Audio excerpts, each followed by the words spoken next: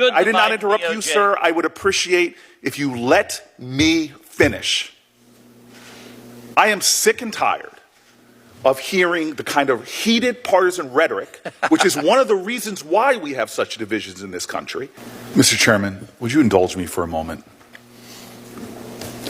We indulge you every moment. I appreciate that act of generosity. It's just something you said that I think is actually dangerous and should be addressed, and you're welcome. But when Judge Anderol was killed in New Jersey, the Republican colleagues in the Senate, their outpouring of support, their outpouring of concern, they're willing to work together on a bipartisan bill was extraordinary. It shows the truth of this institution. Despite some of the fiery rhetoric that you were saying, we're really a bipartisan, working bipartisanship. Cornyn and Coons, after the incidents you're talking about, got together and actually passed a bill to better protect our Supreme Court justices, many of whom are friends of ours. You know, Gorsuch and I disagree on a lot of stuff. I knew his wife before he did. We studied together at Oxford. This implication that there was silence when there were threats on their people's houses is absolutely absurd. I remember the rhetoric and the comments, the concern from Coons. I actually distinctly remember you, Chairman, on more than once condemning those attacks on Republican-appointed jurists. To say things like that feeds just the partisanship in this institution and feeds the fiery rhetoric. And it's just plain not true. It's just plain not true. And I think you know that, but we can pull from the record from my colleagues in real time, literally days afterwards, condemning it. There's a lot of substantive things to say here, but to think that the lack of humanity when people's homes are being threatened was not in existence, I think that's unfair and really concerns me that you would say that in the way that you did. Well, I thank my colleague from New Jersey. I will note, as John Adams observed, that facts are stubborn things. And it is existing federal law, 18 U.S.C. section 1507, that makes it a crime to protest at a judge's home. And the law provides whoever with the intent of interfering with, obstructing, or impeding the administration of justice, or with the intent or of influencing any judge, juror, witness, or court officer in the discharge of his duty, pickets or parades in or near a building housing a court of the United States, in or near a building or residence occupied or used by such judge, juror, witness, or court officer, or with such intent uses any sound truck or similar device or resorts to any other demonstration in or near any such building or residence, shall be fined under this title or imprisoned not more than 1 year or both. That is federal criminal law.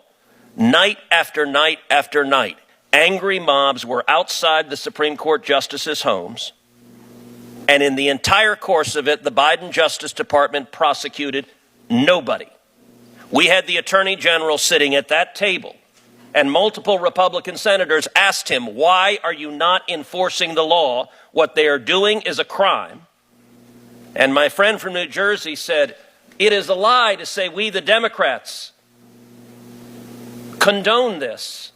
I would challenge, my friend, find a single Democrat senator on this committee holding the Attorney General to account for not enforcing this law. I was here at those hearings, and I do not recall a single Democrat senator saying to the Attorney General, you should arrest these people who are violating the law, you should protect the judges. I agree that there was general language against violence, but not a single Democrat senator that I ever saw in this committee was willing to hold Attorney General Merrick Garland to account for flagrantly disregarding the federal criminal law because the Biden administration agreed with the protesters and I think wanted those justices harassed at their home. I really appreciate that you've now shifted the accusation you made earlier. Your accusation was that we were silent in the face of protests at Supreme Court justices' homes.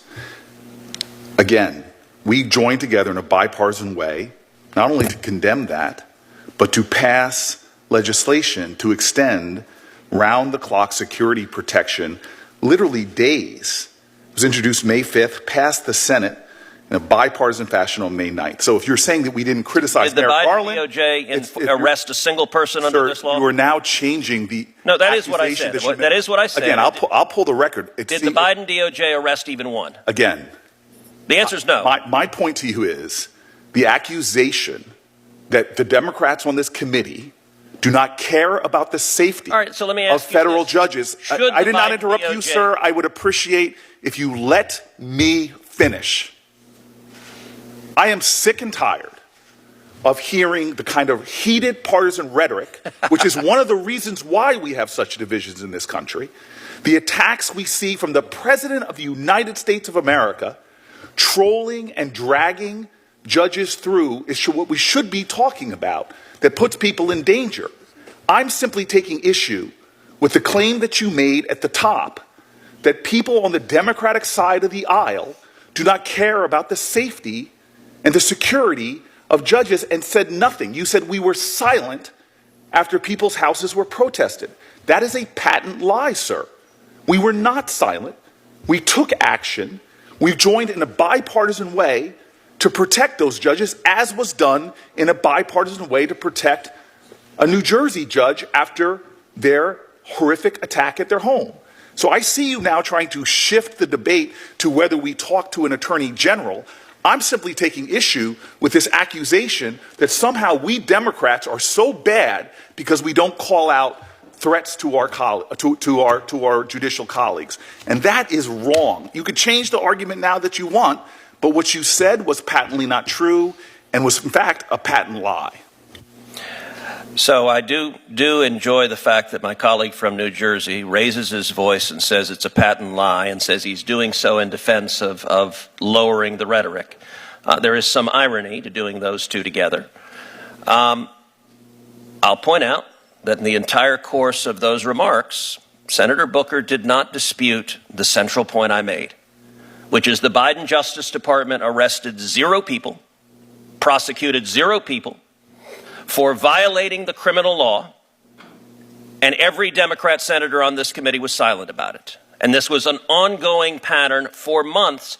And I would note also that the senator from New Jersey clutched his pearls about language threatening judges, and yet I do not recall a single Democrat senator of this committee saying a word when Chuck Schumer went to the steps of the Supreme Court and threatened the safety of the Supreme Court justices by name, Gorsuch and Kavanaugh, and he said, "You have unleashed the whirlwind and you will pay the price." And not a single Democrat senator had a word to say about this. And so their outrage is selective. And I will give my colleague from New Jersey a chance to just answer a simple yes-no question. Should the Biden Justice Department have enforced the criminal law against protesting at a justice's home? Yes or no? So the rank hypocrisy of Chuck Schumer apologizing the next day and you holding that standard for him and not for your president, who you actually rightfully described when you were running against him in a primary. I would love to run those tapes of how you perfectly talked about the danger of our president and his rhetoric. But now you are failing, in fact, blind to the very things you're accusing Chuck Schumer of. I don't think Donald Trump would know an apology if it hit him in the head. Never said apologizing. So again, you are very, very, sir, very, very deep into the waters of hypocrisy in your criticisms of Chuck Schumer. So let the record reflect that Spartacus did not answer the question and did not tell us whether the criminal law should be enforced, because he knows the answer is yes. And he knows that the Biden Department of Justice was being wildly political and partisan in refusing to enforce the law because they disagreed with the Supreme Court justices' rulings. I have also, in addition to Senator Durbin, who's given his opening statement, I have a written opening statement from Chairman Grassley. Without objection, that written statement is entered into the record. And I will now briefly introduce our distinguished witnesses. We have 3. Subscribe to One India and never miss an update.